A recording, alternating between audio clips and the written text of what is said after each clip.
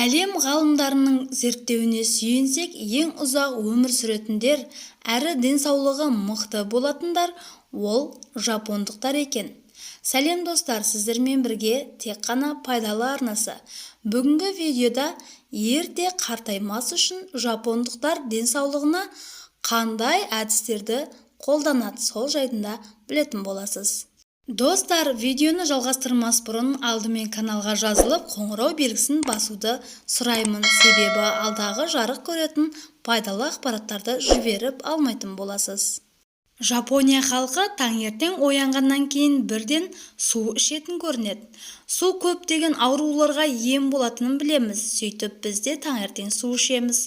Бірақ бұны бұлжытпай орындайтындар өте аз.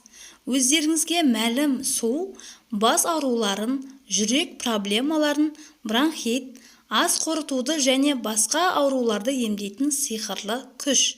Бірақ жапондықтар тек су ішіп қана қоймайды, міндетті түрде мына 3 затты қосады екен. Сарымсақ қосылған су. С және В6 дәрумені мен марганец, селен, мыс, кальций, калий, фосфор элементіне бай сарымсақ көптеген дертке дауа.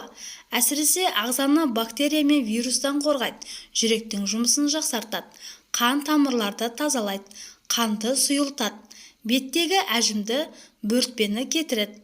Ал сарымсақ қосылған су суық тию, тұмау, бронхит, мұрыннан су ағу, тамақ ауруларын емдейді, иммунитетті көтереді, ағзадағы артық холестеринді шығарады, қан қысымын реттейді, онкологиялық аурулардың алдын алады.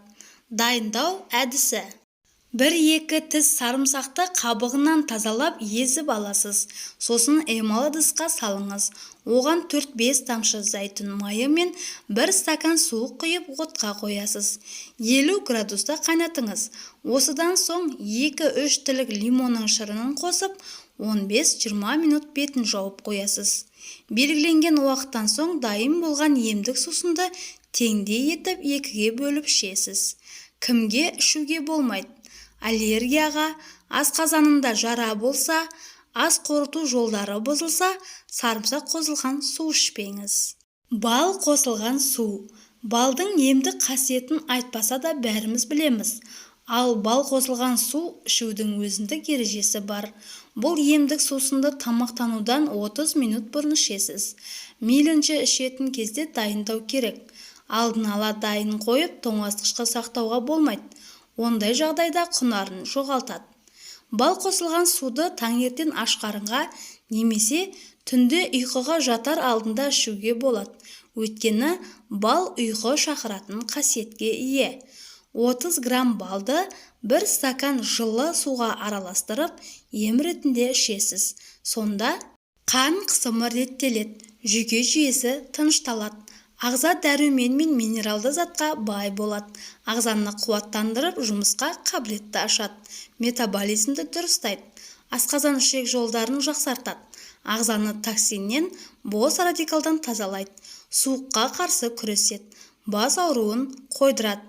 Лимон қосылған су. С дәрумені мен калий элементінің қайнар көзі болып табылатын лимон мыңдаған дертке дауа. Нақтырақ айтқанда, иммундық жүйені нығайтады, жүйке жүйесін тыныштандырады, қан қысымын реттейді, ағзаның қышқылдығын қалпына келтіреді, зат алмасуды жақсартады, асқазан, ас қорыту жолдарының жұмысын дұрыстайды, несепті айдайды, теріні тазартады, әжімнің алдын алады, қара дақты кетіреді, қандағы улы затты шығарады. Міне, 1 стакан суды 1001 түрлі дертке дауа болатын керемет қасиетімен таныстық. Ендеше ерінбей, ем ретінде қабылдауға асығайық.